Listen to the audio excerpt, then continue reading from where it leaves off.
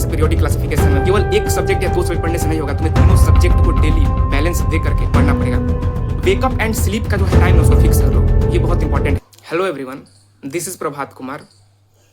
तो नीट 2026 के लिए अभी 10 मंथ्स बचे हैं, तो जो भी नीट 2026 के लिए तैयारी कर रहा है, ये वीडियो उन सभी के लिए है।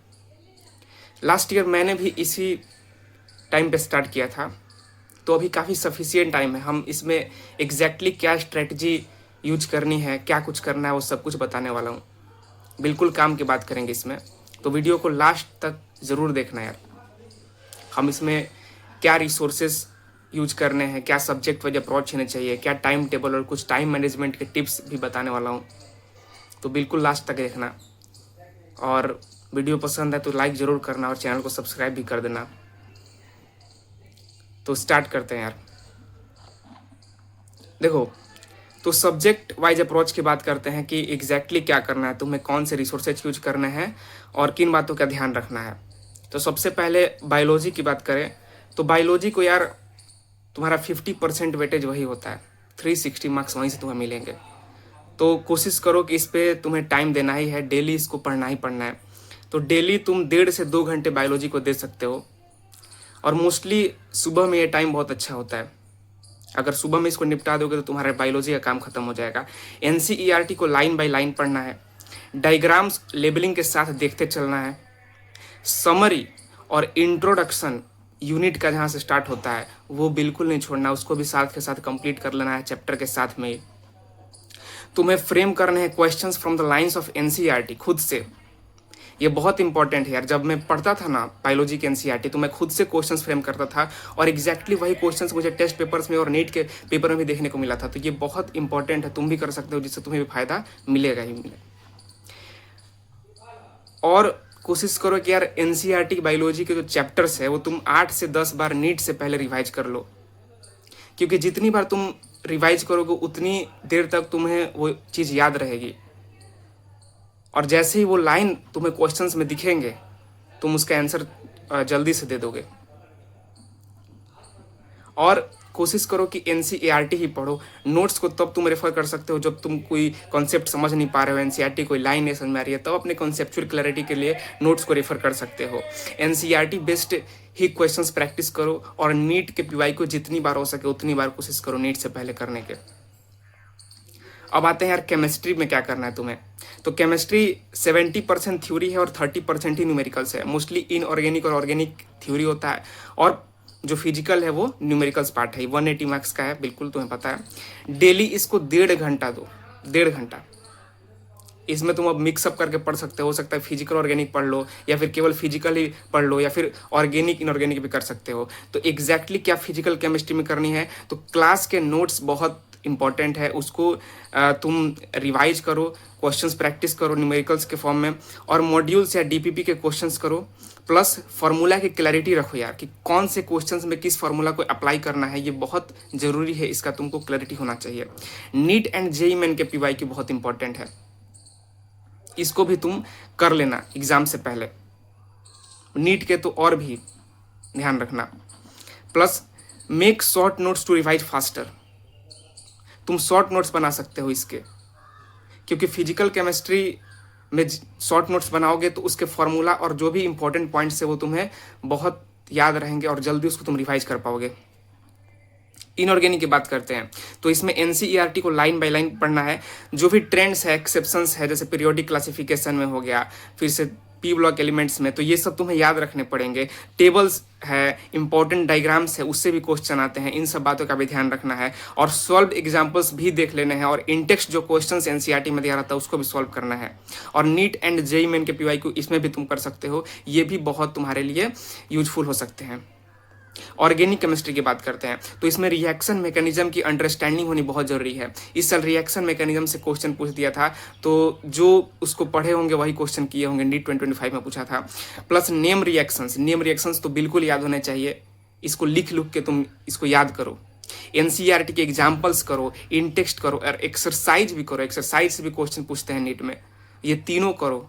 ऑर्गेनिक में नीट के पीवाईक्यू करो, नीट के पीवाईक्यू रिपीट होते हैं ऑर्गेनिक में, इसको तुम जितनी बार कर सकते हो उतनी बार करो। तुम्हारा रिवीजन होगा इससे। फिजिकल प्रॉपर्टीज को एनसीईआरटी से याद करो और यूजेज भी दिया रहता है उसको भी एनसीईआरटी से याद करो। ये हो गया केमिस्ट्री के लिए। अब आते हैं यार फिजिक्स पे। तो फिजिक्स तुम्हारा कॉन्सेप्चुअल भी है, इसमें न्यूमेरिकल भी है और थ्योरी भी है। थ्योरी हालांकि कम आता है लेकिन आते हैं, वो किस चैप्टर से आते हैं बताने वाला हूँ। 180 मार्क्स का ये है, ठीक। डेली 2 घंटे दो यार। अब तुम 2 घंटे को तोड़ सकते हो, 1 घंटा नोट्स पढ़ सकते हो, 1 घंटा क्वेश्चंस प्रैक्टिस कर सकते हो, या फिर अपना हिसाब से जैसे भी करना है इसको कर सकते हो, लेकिन 2 घंटा देने की कोशिश करो डेली। इसमें यार कॉन्सेप्ट की क्लैरिटी बिल्कुल रखो यार, क्योंकि अब फिजिक्स वैसा नहीं रहा कि डायरेक्ट फार्मूला अप्लाई कर दोगे, नहीं। अब बिल्कुल क्लास में जो टीचर्स पढ़ा रहे हैं उसकी तुमको क्लैरिटी होनी चाहिए, फार्मूला का ध्यान रखना पड़ेगा तुम्हें, और जितने टाइप ऑफ क्वेश्चंस कर सकते हो उसको तुम्हें करना पड़ेगा। शॉर्ट नोट्स बनाओ, इसमें बहुत ज़रूरी है फिजिक्स के लिए। Solve numericals daily from the modules और डीपीपी। न्यूमेरिकल्स डेली सॉल्व करो मॉड्यूल्स डीपीपी से। जितने type of variety of questions कर सकते हो उसको करो ताकि तुम्हारा अप्रोच डेवलप हो पाए। नीट एंड जेईई मेन के PYQ is very compulsory for this. Notes को फ्रीक्वेंटली रिवाइज करो ताकि कॉन्सेप्ट्स को तुम ज़्यादा देर तक याद रख पाओ, और एप्लीकेशन पार्ट पर ज़्यादा फोकस करो rather than the theory part. और सिलेक्टेड चैप्टर्स की थ्योरी पढ़ने है तुम्हें एनसीईआरटी की, जैसे 11th पार्ट 2 की फिजिक्स पढ़नी है और 12th पार्ट 2 की फिजिक्स पढ़नी है, वो भी तुम समरी और पॉइंट्स टू पॉइंटर और कुछ हाईलाइटेड पोर्शंस पढ़ने हैं। वो मैं तुमको टेलीग्राम पे प्रोवाइड कर दूंगा। तो यार टेलीग्राम चैनल अगर ज्वाइन नहीं किया है तो ज्वाइन कर लेना, उसको मैं लिंक डिस्क्रिप्शन में दे दूंगा। डेली गोल्स सेट करो यार ताकि बैलेंस बना रहे तीनों सब्जेक्ट्स के बीच में। केवल एक सब्जेक्ट या 2 सब्जेक्ट पढ़ने से नहीं होगा, तुम्हें तीनों सब्जेक्ट को डेली बैलेंस दे करके पढ़ना पड़ेगा। सेकेंड जो टॉपिक है हमारा वो है शेड्यूल एंड टाइम मैनेजमेंट का।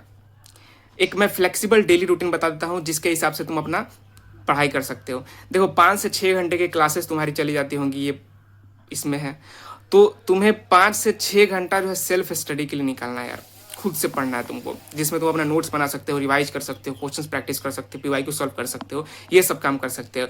मॉर्निंग के लिए मैं तुम्हें मतलब कहूँगा कि बायोलॉजी को ही टाइम दो मॉर्निंग में, क्योंकि सुबह सुबह क्या होता है कि फ्रेश माइंड रहता है तो लर्निंग तुम्हारा एकदम बिल्कुल फोकस्ड रहेगा। बिल्कुल सुबह में निपटा दोगे बायो को तो बहुत बढ़िया है, तुम्हारा 50% वेटेज वहीं पर क्लियर हो गया, ठीक है।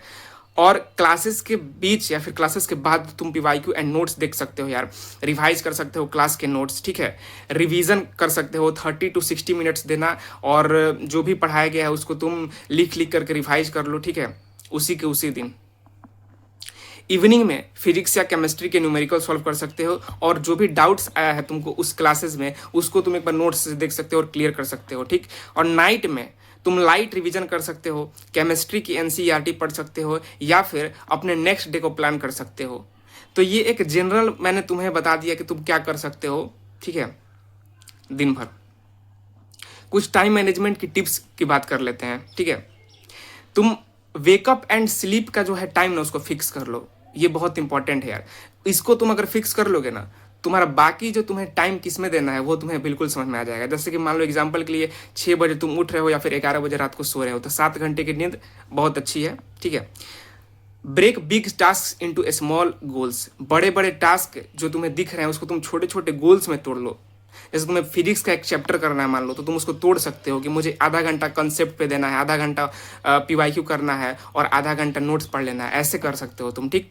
पोमोडोरे टेक्निक यूज करो। पोमोडोरे टेक्निक यूज करने से तुम जल्दी थकोगे नहीं, तुम्हारा कंसंट्रेशन बढ़ा रहेगा। 25 मिनट मान लो स्टडी करते हो तो 5 मिनट का ब्रेक ले सकते हो।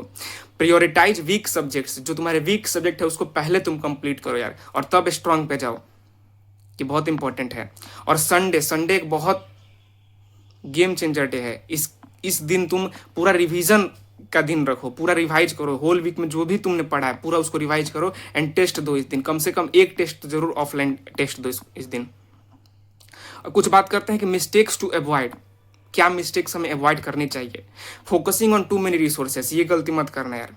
बहुत सारे रिसोर्सेज पढ़ रहे हैं और कोई किसी पर फोकस्ड है ही नहीं, ऐसे मत करो। बिल्कुल लिमिटेड और कॉन्साइज वे में रिसोर्सेज को तुम मतलब ये अभी से सोच लो कि यस मुझे पूरे साल इसी पे फोकस करना है, उसी को यूज करो। मैंने बताया भी है तुमको अभी सब्जेक्ट वाइज अप्रोच में कि एग्जैक्टली तुम्हें क्या करना है। तो लिमिटेड रिसोर्सेज से पढ़ो और उसको बार बार लेकिन रिविजन करो बस। Not doing timely revision, time से रिवीजन नहीं करोगे यार तो चीज़ों को दिमाग के अंदर रख नहीं पाओगे लंबे समय तक। इसीलिए टाइम टू टाइम रिवीजन करते रहो।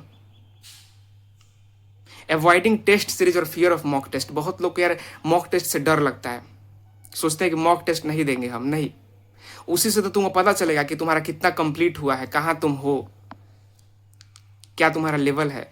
तो यार मॉक टेस्ट जरूर देना यार, वीक में कम से कम अभी एक मॉक टेस्ट जरूर दो। जितना भी तुमने सिलेबस पढ़ा है उससे देने से तुम्हें पता चल जाएगा कि यस, क्या मेरे वीक टॉपिक्स है, क्या मेरे स्ट्रॉन्ग टॉपिक्स हैं, किस पे मुझे काम करना है, एनालिसिस कर पाओगे।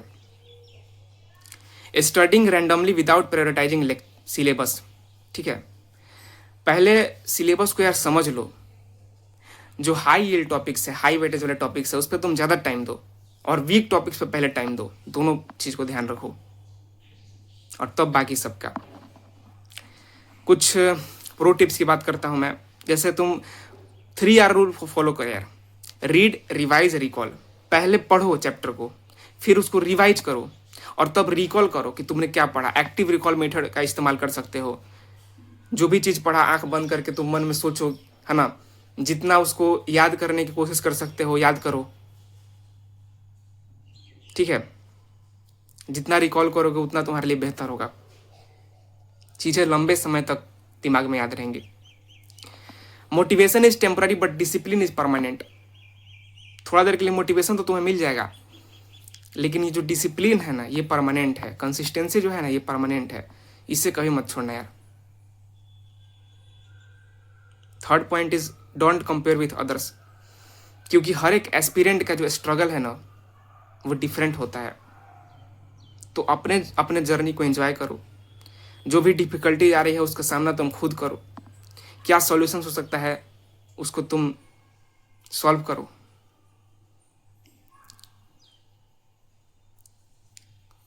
परफेक्शन तो नहीं आ सकता, लेकिन कंसिस्टेंसी आ सकती है। एक बार में कोई परफेक्ट तो नहीं हो सकता, लेकिन कंसिस्टेंट रह सकता है। इसलिए कंसिस्टेंसी हमेशा मेंटेन रखो यार। और टेलीग्राम चैनल जरूर ज्वाइन कर लेना, मैं इसकी PDF अपलोड कर दूंगा। बाकी यार वीडियो को लाइक कर देना। बहुत मेहनत लगी है, ये सब पॉइंट्स मैंने खुद के लिखे हैं, मैंने खुद ये फॉलो किए थे। और चैनल को सब्सक्राइब जरूर कर देना यार। तो all the best future doctors.